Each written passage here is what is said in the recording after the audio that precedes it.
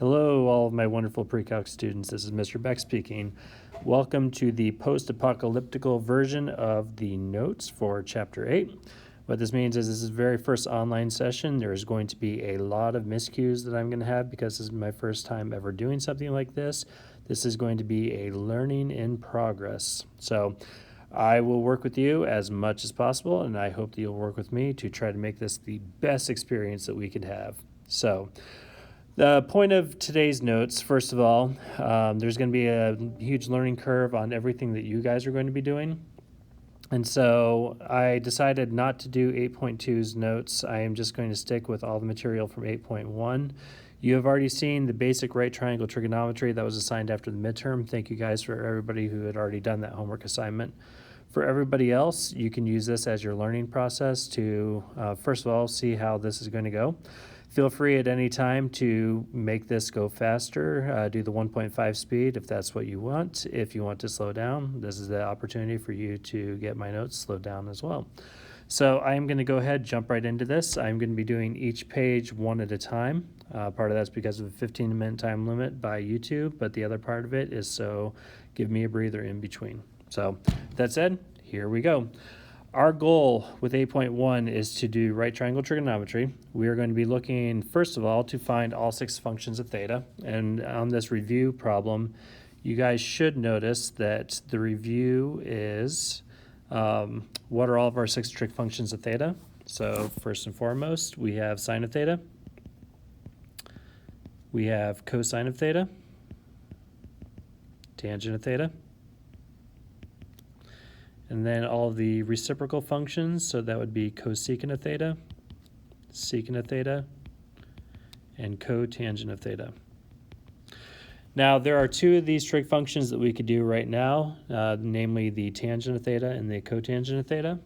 So first, the tangent of theta. Tangent, as we all know, is opposite over adjacent, so we have the opposite side over the adjacent side. So our tangent of theta is 4/13.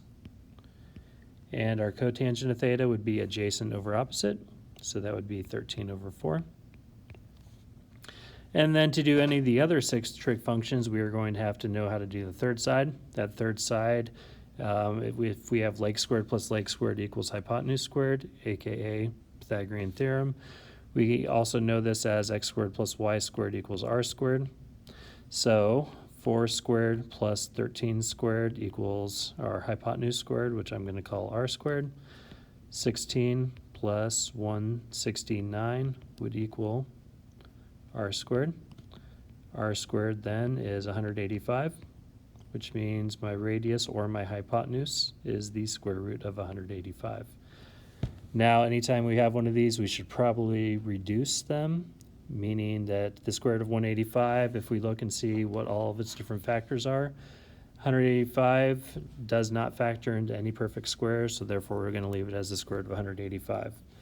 This means that the sine of theta is the opposite over our radius or over the hypotenuse, which is the square root of 185. Sine of theta is 4 over the square root of 185. And like any good rational fraction, we should rationalize it. That would be 4 times the square root of 185 over 185. The cosecant of that is going to be reciprocal of that 4 over the square root of 185.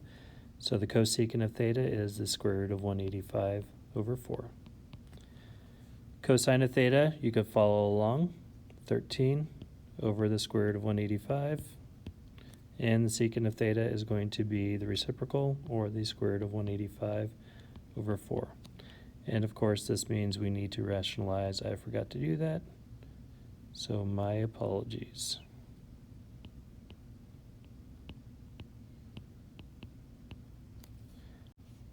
All right, let's move on to our next series of review problems.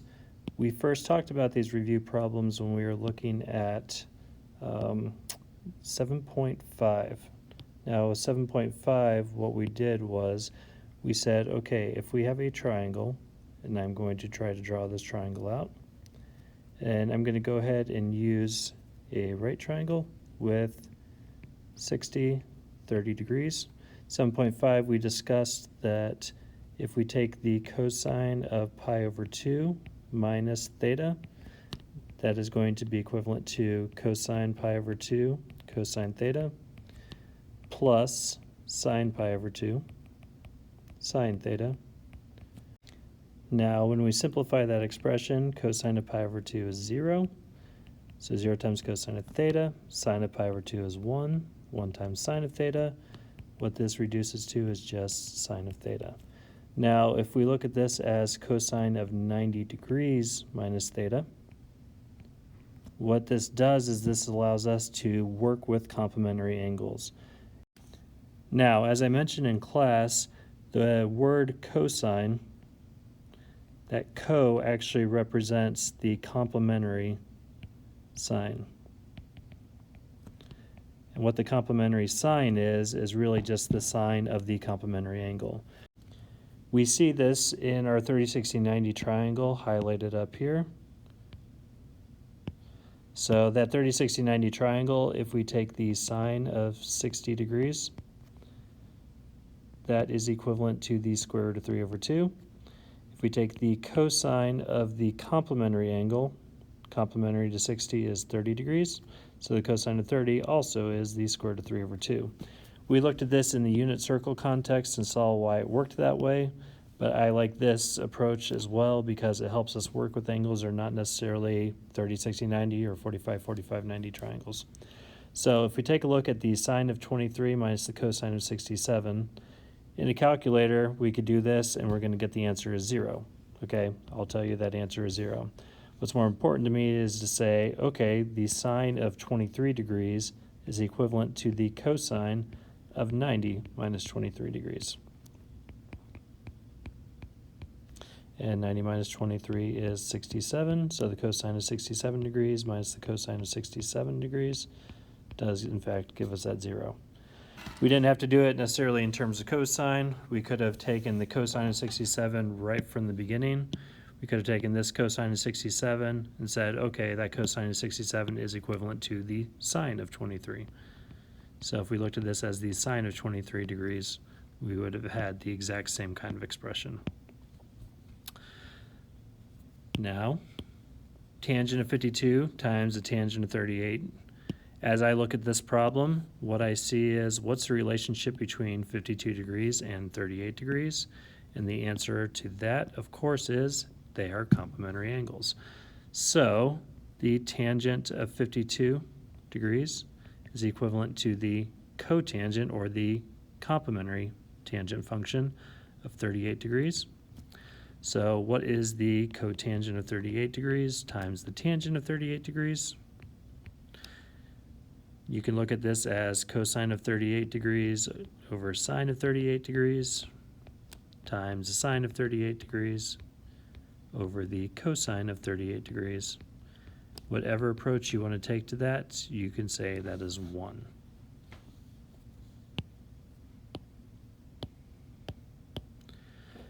Now, you guys had practice on these problems. So with the practice on these problems, our goal is to solve the following triangles. To solve the following triangles, what that means is we need to figure out what every single angle is. So this is find all angles and sides. To find all angles and sides, what I like to do with most triangles is I like to list out, okay, what is A, what is B, what is C, and those actually represent the angles, where opposite each angle is going to be a little side, so that's little side A, little side B, and little side C. So little a equals, little b equals, and little c equals. Okay, I always like to put all three pieces that we know first of all. So c is 90 degrees and little c is 14. From here, I'm going to use that this is a right triangle and knowledge that all angles in a triangle add up to 180 degrees. So the next natural angle that I can find is angle B.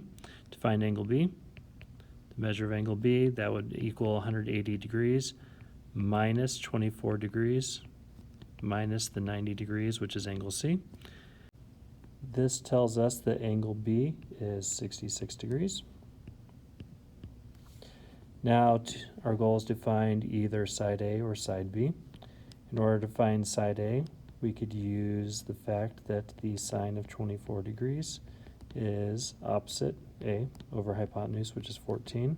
So that leads me to say that A equals 14 times the sine of 24 degrees. And if we use our calculator, we could see that 14 times the sine of 24 degrees is approximately 5.694. Like always, we round to 3 decimal places.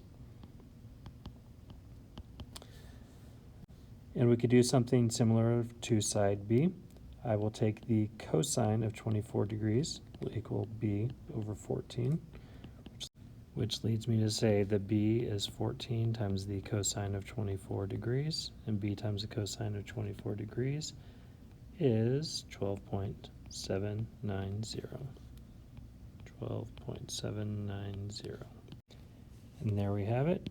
Our triangle is solved. We have found all 6 parts, all 3 angles, and all 3 sides. While I spent some quality time with that problem, I am not going to spend quite as much time with these 2 problems.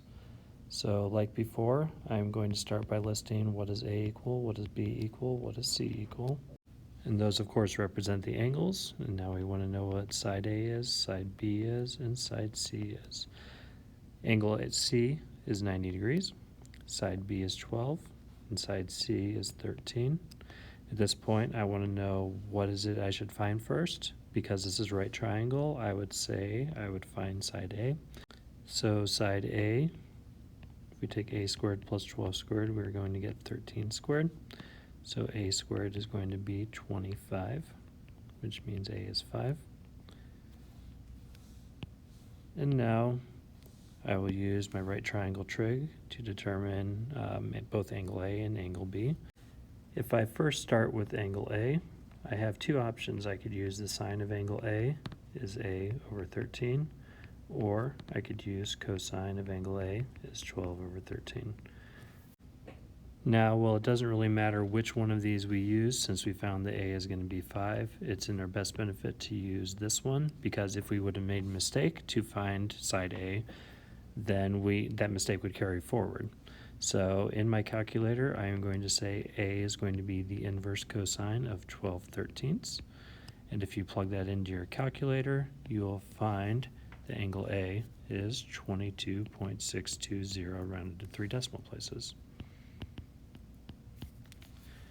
Similarly, if I now want to find angle B, I can choose one of 2 options. I could either say the sine of angle B is 12/13, or I can say the cosine of B is A over 13. And I do think that I need to use this one since, once again, I found those values to begin with. So B is the inverse sine of 12/13, which is approximately 67.380. Let's go ahead and record that right there, 67.380. Now, if you're like me and you notice that this angle right here and this angle right here add up to 90 degrees, that does make sense because this is a triangle which has 180 degrees. Last but not least, we have this problem. And just like before, I'm going to say angle A, angle B, angle C, side A, side B, side C. Where side A is here, side B is here, side C is here. We know angle C is 90 degrees. We know angle B is 62 degrees, and we know side B is 22.6. I am first going to find angle A, which would be 180 minus 90 minus 62, which is 28 degrees. Now to find the other 2 parts, I will take these 2 pieces of information that I know, and I will start by finding side A, which tells me that the tangent of 62 degrees is 22.6 over A. Solving it for A is going to be 22.6 over the tangent of 62, which is about 12.017, followed by the sine of 62 degrees, which is 22.6 over C, which leads us to say C is about 25.596.